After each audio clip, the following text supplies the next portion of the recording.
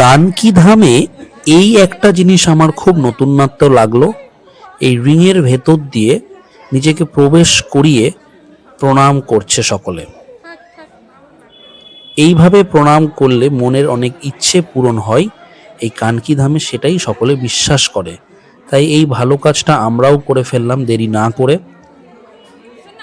আর চলো এইবার আমি তোমাদের দেখাই 360 ডিগ্রি ভিউ মন্দিরের ওপর থেকে।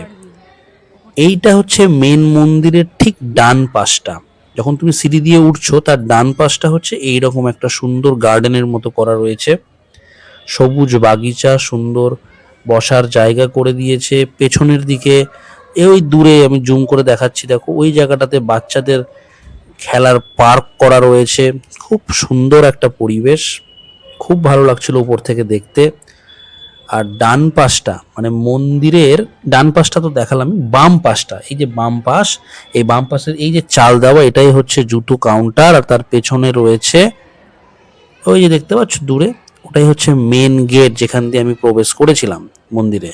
আর এই যে বিশাল বিল্ডিং, মেন গেট দিয়ে ঢুকেই ডান হাতে এই যে বিশাল বিল্ডিং, এটা হচ্ছে কানকি ধাম আরোগ্য কেন্দ্র, মানে ন্যাচুরোপ্যাথি হসপিটাল। ন্যাচারাল ওয়েতে বিভিন্ন ধরনের রোগ নির্ণয় করা হয় এবং ট্রিটমেন্ট হয়।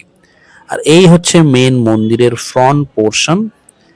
ফ্রন্ট পোর্শনের একদম অপোজিটে যে ছোট্ট সাদা রঙের মন্দিরটা দেখতে পাচ্ছ, সেটাই হচ্ছে গণেশ মন্দির। ওখানে গণেশ পুজো দিয়েই আমরা প্রথমে ওখানে পুজো দিয়েছিলাম, তারপরে আমরা মেন মন্দিরে এসে পৌঁছেছিলাম। তো দারুণ লাগলো, তোমাদেরকে ওপর থেকে ভিউটা দেখালাম। ভালো লাগলে শেয়ার করো সবার সাথে।